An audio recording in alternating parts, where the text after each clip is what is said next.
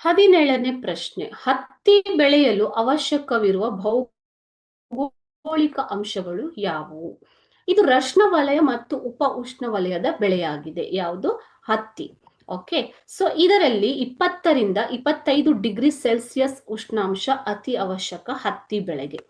ಹತ್ತಿ ಬೆಳೆಯು 75 ರಿಂದ 150 ಸೆಂಟಿಮೀಟರ್ ಮಳೆಯನ್ನ ಬೇಡುತ್ತದೆ. ಅಂದ್ರೆ ಅಷ್ಟು ಮಳೆ, ಮಿನಿಮಮ್ 75 ಸೆಂಟಿಮೀಟರ್ ಇಂದ ಮ್ಯಾಕ್ಸಿಮಮ್ ಅತ್ಯಧಿಕ ಅಂದ್ರೆ 150 ಸೆಂಟಿಮೀಟರ್ ಮಳೆ ಬರೋದು ಅವಶ್ಯಕ. ಹತ್ತಿ ಬೆಳೆಗೆ ಬೇಕಾದಂತಹ ಮಣ್ಣು ಯಾವುದು ಅಂದ್ರೆ ಕಪ್ಪು ಮಣ್ಣು ಮತ್ತು ಮೆಕ್ಕಲು ಮಣ್ಣು. Okay, alluvial soil and black soil ಅಂತ ಹೇಳ್ತೀವಿ. ಸೊ ಇದು ಒಂದು ಮುಂಗಾರಿನ ಬೆಳೆಯಾಗಿದೆ. ಸೊ ಮುಂಗಾರಿನ ಬೆಳೆ ಅಂತಂದ್ರೆ ಯಾವುದು ಮಕ್ಕಳೇ? ಜೂನ್ ಜುಲೈಯಲ್ಲಿ ಬಿತ್ತನೆ ಮಾಡಿ ಸೆಪ್ಟೆಂಬರ್ ಅಕ್ಟೋಬರ್ ಅಲ್ಲಿ ಕಟಾವಿಗೆ ಬರುವಂತಹ ಬೆಳೆ ಅಲ್ವಾ?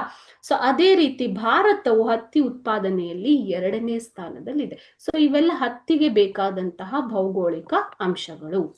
ಸೊ ಇದೊಂದು ಎಕ್ಸ್ಟ್ರಾ ಇನ್ಫಾರ್ಮೇಶನ್ ಇದೆ ನಿಮ್ಗೆ. ಭಾರತ ಹತ್ತಿ ಬೆಳೆಗೆ ಸೂಕ್ತ ಭೌಗೋಳಿಕ ಅಂಶಗಳನ್ನ ಒಳಗೊಂಡಿರುವುದರಿಂದ ಮತ್ತು ಹವಾಮಾನಗಳನ್ನು ಕೂಡ ಒಳಗೊಂಡಿರುವುದರಿಂದ ಅತಿ ಹೆಚ್ಚು ಹತ್ತಿಯನ್ನ ಭಾರತದಲ್ಲಿ ಉತ್ಪಾದಿಸಲಾಗುತ್ತೆ. ಪ್ರಪಂಚದಲ್ಲಿ ಭಾರತ 2ನೇ ಸ್ಥಾನದಲ್ಲಿದೆ.